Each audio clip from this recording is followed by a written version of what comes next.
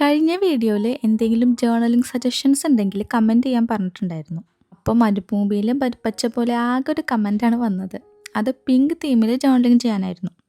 അപ്പോൾ നമ്മളത് ചെയ്യാതിരിക്കാൻ പറ്റില്ലല്ലോ. അപ്പോൾ ഇന്നത്തെ വീഡിയോ പിങ്ക് തീമിലുള്ള ഒരു ജേർണലിംഗ് ആണ് കേട്ടോ. ഇതുവരെ ചെയ്തിട്ടുള്ള ജേർണലിംഗ് ഒക്കെ ഒരു വിൻറ്റേജ് തീമിലുള്ളതായിരുന്നു. ആ ഒരു തീമിൽ വരുന്ന സപ്ലൈസ് മാത്രമേ എൻ്റെ കയ്യിലുള്ളൂ. അപ്പോൾ പിങ്ക് ആയതുകൊണ്ട് തന്നെ ഒരു ക്യൂട്ട് ആൻഡ് എസ്തറ്റിക് പിടിക്കാമെന്ന് വിചാരിച്ചു. എൻ്റെ കയ്യിൽ കുറച്ച് സ്റ്റിക്കേഴ്സും പാറ്റേൺ പേപ്പേഴ്സും ഒക്കെ പ്രിൻ്റ് എടുത്തതുണ്ടായിരുന്നു. അപ്പോൾ ഇന്ന് അത് വെച്ചിട്ടാവാം ജേർണലിംഗ് എന്ന് കരുതി. പിന്നെ ചെയ്ത് വന്നിട്ട് വാഷി ടൈപ്സൊക്കെ നോക്കിയപ്പോഴാട്ടോ വിൻറ്റേജ് തീമിൽ തന്നെ പിങ്ക് ജേർണലിംഗ് ഒക്കെ ചെയ്യാൻ പറ്റിയ കുറച്ച് വാഷി ടൈപ്സ് എൻ്റെ കയ്യിലുണ്ടെന്ന് മനസ്സിലായത്.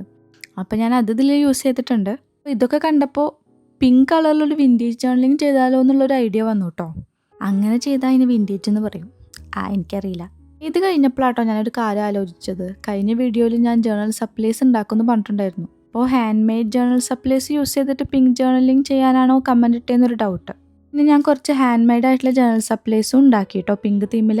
അപ്പോൾ അതിൻ്റെ വീഡിയോ നെക്സ്റ്റ് ആയിട്ടിടാം. വീഡിയോ ഇഷ്ടപ്പെട്ടിട്ടുണ്ടെങ്കിൽ ലൈക്ക് ചെയ്യാനും സബ്സ്ക്രൈബ് ചെയ്യാനൊന്നും മറക്കരുത്.